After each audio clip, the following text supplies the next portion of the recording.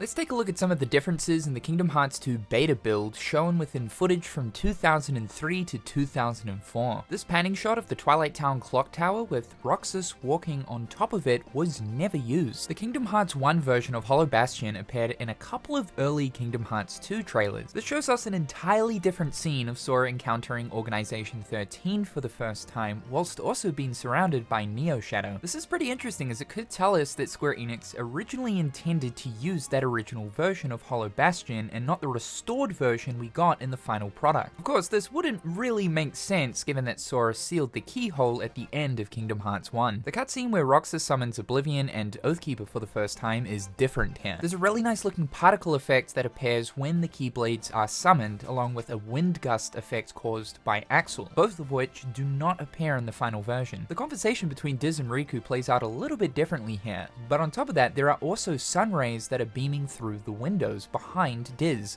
These are not present in the final version. There's a removed cutscene here where Donald ends up freezing himself within the pod room of the Twilight Town Mansion basement right after the crew are restored. Right at the end of one of these trailers, Sora performs his keyhole seal animation to bring forth the Kingdom Hearts 2 logo. You'll notice that he's actually standing in the dark margin within the realm of darkness. Either Square Enix intended for something more to happen within the dark margin, or this was simply just used for the purpose of the trailer. There's quite a few moments of gameplay that shows us combat scenarios that were changed, fighting Dusks within the underworld very early on in the game, a Dusk encounter that happens in the parlor area of Beast's Castle instead of Shadow Heartless, a horde of Shadow Heartless within Pete's boss fight room in the underworld with Pete nowhere to be seen, even more Dusks in the hallway outside of Beast's room, and Ghost Heartless within Hades' chamber. It looked like originally Square Enix wanted both the Behemoth and Wyvern Heartless to be involved in the 1000 Heartless fight, both of which were likely removed due to the limitations of the PlayStation 2 at the time. Additionally, this cutscene shows us Sora, Donald, and Goofy running towards the horde of the Heartless, whereas in the final version it's only Sora that runs towards them. This could suggest that Square Enix were planning on having Donald and Goofy as party members during this fight. There's a special work in progress cutscene that I feel like not many people have seen that was included in the very first Kingdom Hearts 2 trailer from TGS 2003. I believe that's an early version of Twilight Town in the background, as the area isn't familiar. So those are all of the major differences from Kingdom Hearts 2's early footage.